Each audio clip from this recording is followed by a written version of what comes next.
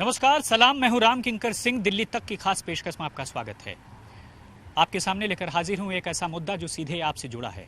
आपने देखा होगा कि अभी मानसून आने को है। 2 से 3 दिन में ये मानसून पहुंचेगा और उसके बाद से दिल्ली को तरबतर करेगा, भिगोएगा।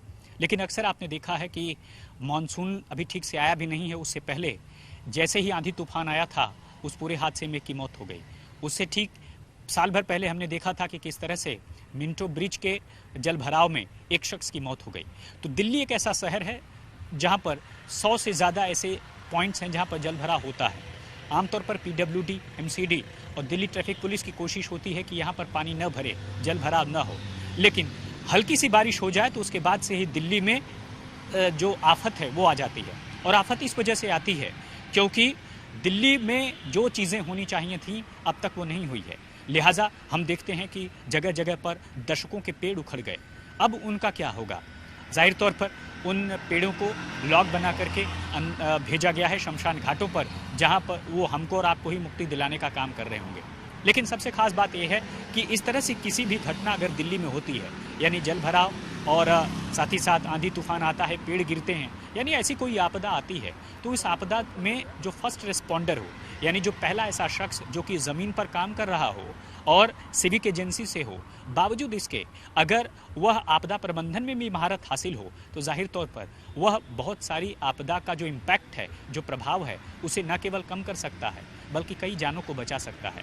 बस इसी मुद्दे पर, इसी उद्देश्य पर काम करते हुए दिल्ली नगर निगम ने टाई अप किया है, कोलैबोरेशन किया है एनडीआरएफ के साथ। और ये पहला फेज़ होगा जिसमें से तकरीबन 100 ऐसे एम्प्लॉयज़ हैं एमसीडी के, जिसमें बेलदार, टेक्निकल स्टाफ और दूसरे लोग हैं। ये सब मिल करके इनको प्रशिक्षण दिया जाएगा और एनडीआरएफ इनको प्रशिक्षित करेगा। इस प्रशिक्षण में साफ तौर पर इन्हें बताया जाएगा कि जब इस तरह की कोई दुर्घटना होती है तो किस तरह से एक प्रशिक्षित के तौर पर आपको रिस्पॉन्ड करना चाहिए। और यही वजह है कि जो तमाम 100 लोग हैं उनकी पहचान कर ली गई है और साउथ के शाहदरा जोन में और साथ ही साथ पटपड़गंज में उनकी ट्रेनिंग होगी। एनडीआरएफ बाकायदा उनको बताएगा कि जब कभी आंधी तूफान या कोई कैलामिटी आती है तो एमसीडी के जो लोअर स्टाफ हैं वह कैसे निपटें। आपको बताऊं, एक आंकड़े के तहत तकरीबन 12 ऐसे डिज़ास्टर सेंटर्स हैं जो कि एमसीडी ने बनाए हैं। और ये सभी डिज़ास्टर सेंटर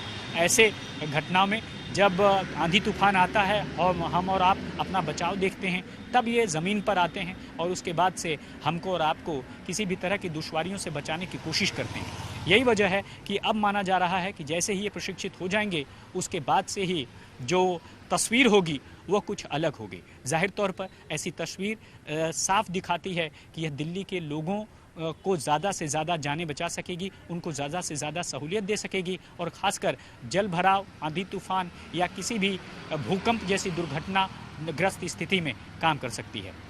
तो कैमरामैन रविकांत तोतावर के साथ मुझे राम किंकर सिंह और दिल्ली तक की पूरी टीम को दीजिए इजाज़त। फिर हाजिर होंगे एक नई खबर के साथ और जाएंगे उसकी तह में। तब तक के लिए धन्यवाद।